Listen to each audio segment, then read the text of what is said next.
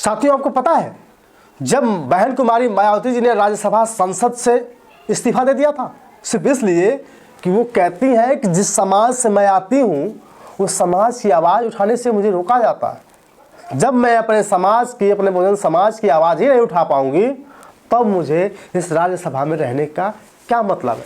जब मैं अपनी बात नहीं रख सकती, देश और जनहित के मुद्दों पर अपनी पूरी बात नहीं रख सकती, खास तौर से जिस समाज से मैं ताल्लुक रखती हूँ, अपने वीकर सेक्शन के हितों की मैं अपनी बात नहीं रख सकती, दलितों के, आदिवासियों के हितों की बात नहीं रख सकती, तो मुझे इस हाउस में अब रहने का कोई अधिकार नहीं है। इसलिए मैंने राज्यसभा से इस्तीफा देने का फैसला लिया।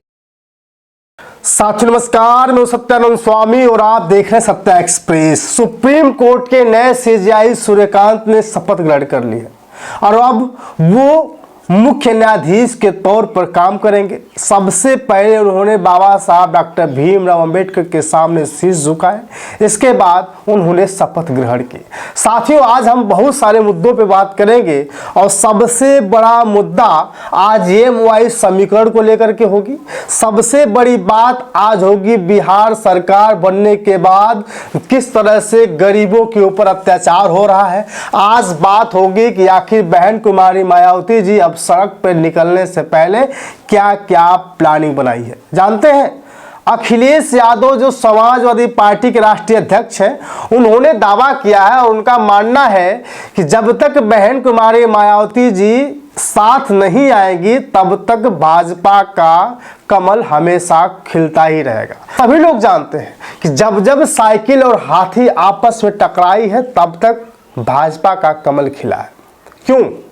क्योंकि दलित और पिछड़ा आपस में ही लड़ जाता है और ये बहुजन समाज ही 75% है और 75% जब आपस में लड़ जाता है तो 15% अपने में वोट ले करके ऑटोमेटिक सरकार बना लाते हैं।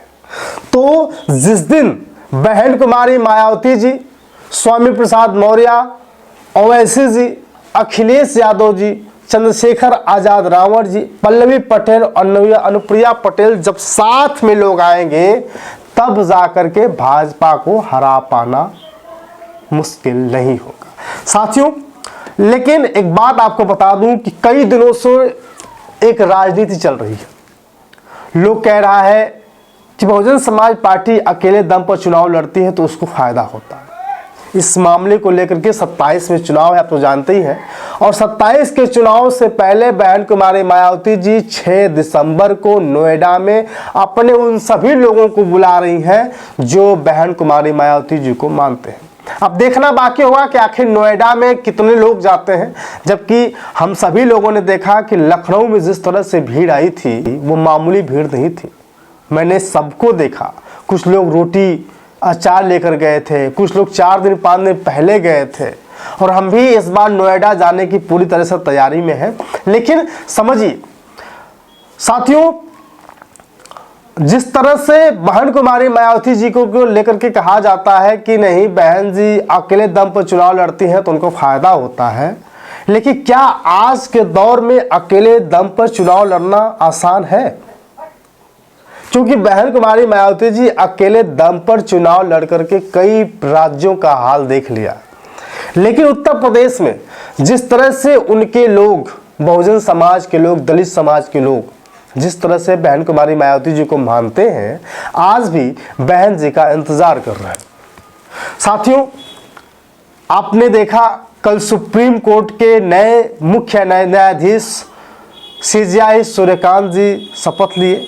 सबसे पहले बाबा साहब डॉक्टर भीमराव अंबेडकर साहब के चरणों में उन्होंने मत्था टेका और वही शपथ ली कि मैं संविधान के प्रति हमेशा से एक्टिव रहूंगा, संविधान के प्रति श्रद्धा रखूंगा और ईश्वर के शपथ लेते हैं कि कभी ऐसा काम नहीं करेंगे जिससे पूरे देश के लोगों को ठेस पहुंचे। BR गवई साहब जब हुआ करते थे तो उनके ऊपर सबकी निगाहें जानते क्या थे? EVM को लेकर के थे कि EVM जिस दिन बैन हो जाएगा उस दिन सरकार निष्पक्ष रूप से काम करेगी, सत्ता निष्पक्ष रूप से आएगी। तो EVM का तो BR गवई साहब ने बंद ही नहीं किया, लेकिन अब वही EVM के बारे में CJI सूर्यकांत के ऊपर सबकी निगाहें है कि BR गवई साहब ने भले ही न किया हो लेकिन सूर्यकांत जी जरूर करेंगे। साथियों, उनके बाद क्या होगा क्या नहीं ये देखना बाकी होगा, लेकिन जिस तरह से सूर्यकांत जी सभा में आए, जिस तरह से उन्होंने शपथ ग्रहण किया, ऐसा लग रहा था कि वो बहुजनों की आन मान मर्यादा सभी रखेंगे। लेकिन मेरे प्यारे साथियों, सुप्रीम कोर्ट के नए जज तो बन गए, लेकिन जो MY का समीकरण है क्या उत्तर प्रदेश में काम करेगा? इससे पहले आपको बता दूं कि बिहार की राजनीति में आजकल नए नए नियम लगे। जब से नीतीश बाबू की सरकार बनी है, जब से बीजेपी के गृह मंत्री बने हैं, तब से पता है गरीबों के ऊपर अत्याचार शुरू हो गए। मैं शुरू से कहता रहा हूं कि ये सरकार गरीबी नहीं मिटाना चाहती, बल्कि गरीबों को मिटा देना चाहती है। और कई बार ये चर्चा भी हुई, गरीबी तभी रहेगी जब गरीब रहेंगे, जब गरीब खत्म हो जाएंगे तो ऑटोमेटिक गरीबी खत्म हो जाएगी। साथियों, देश से गरीबी मिटाने की पूरी तरह से प्रयास तो किया गया, लेकिन सबसे बड़ा तकलीफ, सबसे बड़ा दुख तब हुआ जब गरीबों के ऊपर बुलडोजर चलाने जा लगा। नीतीश बाबू की सरकार बनी, उससे पहले बुलडोजर, आपने देखा होगा कि एक महिला है पूरी तरह से चिल्ला रही है कि जब वोट लेना होता है तो ये सभी लोग आकर के हमारे सामने गिड़गिड़ाते हैं, हमसे वोट मांगते हैं, लेकिन जब ज़रूरत पड़ी हमारे परिवार पर, जब दुख पड़ा हमारे सम्मान पर, तो हमारे घर पर बुलडोजर ही चलाने लगे। मारेगा हमको, क्या कहेंगे? महाजन आएगा तब मारेगा। तो आप लोग अतिक्रमण में रहते का है? आप अतिक्रमण के अलावा अपने सीमित में रहिए ना। कहाँ जाए? सरकार के कोई व्यवस्था लगावे तो मांग करिएगा तब ना सरकार से। क्या मादर मांग करेंगे? बहुत घड़ी आता है, हमारा जरूरत पड़ेगा जाएंगे तो कहेगा क्या कि नहीं है, अपना आएगा एक बार गोद पकड़ के वोट ले लेता है। तो साथियों, आपको समझना बहुत जरूरी है कि जब नीतीश बाबू की सरकार बनती है, बुलडोजर चलाया जाता है, ठीक उसी तरह तुम सरकारी काम में बाधा मत डालो, तुम्हारा तब से सुन रहे हैं, ले जाओ घर में, ले जाओ घर में, बैठा देंगे अंदर तो समझ में आ जाएगा, बैठा देंगे अंदर तो समझ गए ना, बैठा देंगे अंदर, ठीक है, रंगदारी कुछ मत जाएंगे। आप घर से बाहर निकल रहे हैं और तब से बोल रहे हैं, अब सब बोलिएगा, और ड्यूटी अफसर का आप सब बोलिएगा, भेज देंगे आपको जेल FIR करके। आप समझते? बहुजन समाज पार्टी, समाजवादी पार्टी, ये दोनों के ऊपर अब उत्तर प्रदेश की कमान रह गई। कैसे?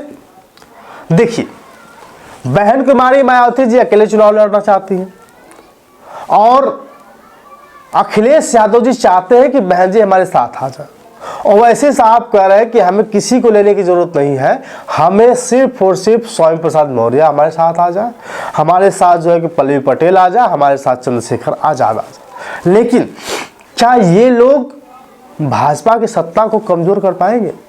क्या भाजपा को कमजोर कर पाएंगे? नहीं। तो इसलिए बहन कुमारी मायावती जी का इस बार प्लान है कि हम 18 मंडलों में रात गुजारेंगे। सोचिए, 18 मंडलों में रात गुजारेंगे, अपने लोगों से मिलेंगे, जैसे मानव कांसी राम साहब चला करते थे। भले ही बुढ़ापा आ गई हो, लेकिन फिर से हम उसी ऊर्जा के साथ गांव-गांव जाएंगे, मंडल मंडल जाएंगे, जिले पर जाएंगे और जानने का प्रयास करेंगे, क्योंकि राहुल गांधी किस तरह से, आपने देखा होगा किस तरह से गांव-गांव गए, किस तरह से जिला वाइज गए, उसी तरह बहन जी ने भी कह दिया कि हम भी अब मंडल मंडल जाएंगे और 18 मंडलों में कार्यक्रम करेंगे और पूरे बहुजन समाज के लोगों को इकट्ठा करेंगे, क्योंकि आज भी उन्हें पता है कि बहुजन समाज के लोग नाराज नहीं हैं। बहुजनों की राजनीति चमकाने के लिए आज भी वो आगे आ सकते हैं, बस बहन जी उनका हाथ पकड़े। इसलिए साथियों, 6 दिसंबर को रैली तो होगी, लेकिन बहन जी का प्लान इस बार बहुत ही अलग है, क्योंकि 26 में पंचायत चुनाव है, 26 में ही पश्चिम बंगाल का चुनाव है, और दोनों चुनाव को देखते हुए बहन कुमारी मायावती जी का मन है कि कुछ भी हो, इस बार हम सत्ता को हाथ से नहीं जाने देंगे। साथियों, यही हाल रहा तो क्या लगता है, अकेले दम पर चुनाव लड़ने से क्या लगता है सत्ता हाथ में आ पाएगी? आपने देखा अकेले लड़ने से सिर्फ वोट करते हैं, वोट बढ़ते हैं। अगर यही सब लोग मिल करके भाजपा को हराने की कोशिश करें तो शायद कुछ नहीं अलग हो पाएगा। साथियों, बहन कुमारी मायावती जी MY समीकरण के साथ साथ DMY का समीकरण चाहती है। वो मुस्लिमों से कहती हैं कि अगर भाजपा को खत्म करना है, भाजपा को हराना है, तो आप सभी लोग बहुजन समाज पार्टी से जुड़िए। और आपको बता दूं कि आए दिन मुस्लिम समाज के लोग अलग अलग पार्टियों को छोड़ करके बहुजन समाज पार्टी में शामिल हो रहे हैं, और जहां भी कोई घटना घट रही है बहुजन समाज पार्टी के लोग सबसे पहले जाने का काम कर रहे हैं। जो काम किसी के जाने पर नहीं हो पाता है वह काम सिर्फ और सिर्फ विश्वनाथ पाल जी, जो बहुजन समाज पार्टी के प्रदेश अध्यक्ष है, वो चले जाते हैं तो सारा काम ही रफा दफा हो जाता है। बहन कुमारी मायावती जी जहां घटनाएं घटती हैं वहां भेजने का प्रयास करती है। जहां अभी चंदौली में एक बहुत बड़ी घटना घटी थी, चंदौली में बहन जी ने अपने प्रदेश अध्यक्ष विश्वनाथ पाल को वहां भेजा था जहां एक दलित की हत्या हुई थी। साथियों, राजनीति चमकाने की सब लोग कोशिश करेंगे, उससे कोई फायदा नहीं होने वाला। जरूरत ये है कि सबको मजबूत करने की जरूरत है। सबको ये है कि सब लोग इस बार मिल करके चुनाव लड़े, तब जाकर के भाजपा खत्म हो पाए। बाकी आपकी राय